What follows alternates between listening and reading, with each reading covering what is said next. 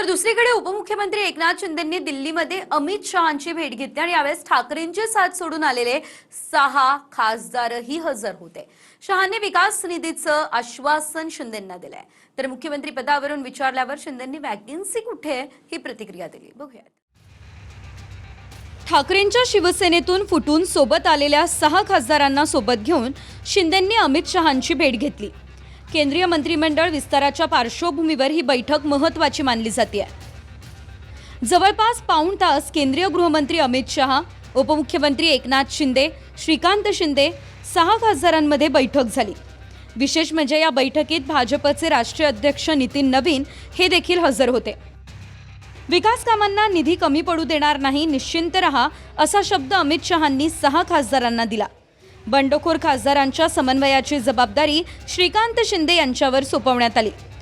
तुमची सगळी कामं श्रीकांत शिंदे यांना एकत्र सांगा, ती मार्गी लावू, मोठ्या कामांचा विषय एखाद्या कॅबिनेटमध्ये घेऊ असं आश्वासन शहांनी दिलं। विकास कामांसंदर्भात आणि अमित शहांचा आशीर्वाद घेण्यासाठी दिल्लीत आलो ही प्रतिक्रिया शिंदेंनी दिली। अमित भाईंना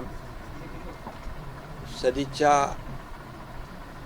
भेट म्हणून आम्ही त्यांचे आशीर्वाद घ्यायला गेलो होतो आणि त्याचबरोबर या खासदारांच्या मतदार क्षेत्रातल्या विकास कामांचे काही प्रस्ताव, काही पत्र देखील या ठिकाणी दिलेली आहेत।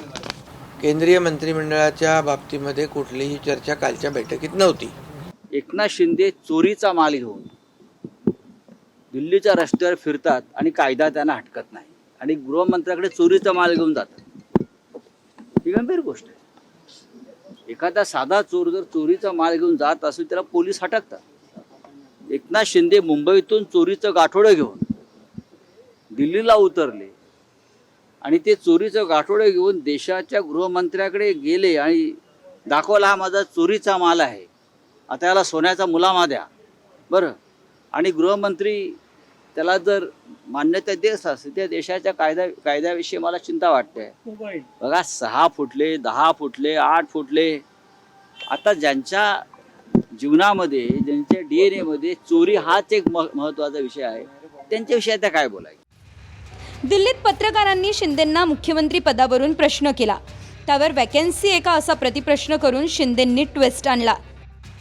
आता वॅकन्सी आहे का? वॅकन्सी आहे का आता? अरे बाबा, मी सांगतो, तुम्ही ह्या सगळ्या गोष्टी प्रत्येक कार्यकर्त्याला वाटतं। मी मुख्यमंत्री असतानाही भारतीय जनता पक्षाच्या कार्यकर्त्यांना वाटायचं देवेंद्रजी मुख्यमंत्री झाले पाहिजे, हे साहजिक आहे, कार्यकर्त्यांच्या भावना असतात।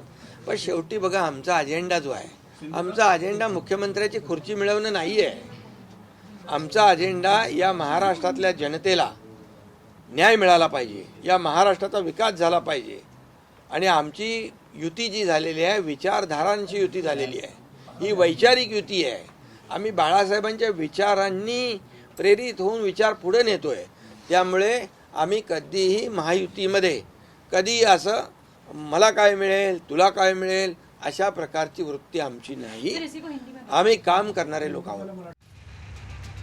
फडणवीस केंद्रात मंत्री होतील अशा चर्चा महाराष्ट्राच्या राजकारणात आहे, मात्र तुर्तास तरी फडणवीस दिल्लीत जाण्याच्या मूडमध्ये नाही आहेत, हेही तितकंच सत्य आहे। त्यामुळे मुख्यमंत्री पदाची सध्या वॅकन्सी नाही हे शिंदेंना समजल्याचं दिसतंय। प्रमोद जगताप, TV9 मराठी, दिल्ली।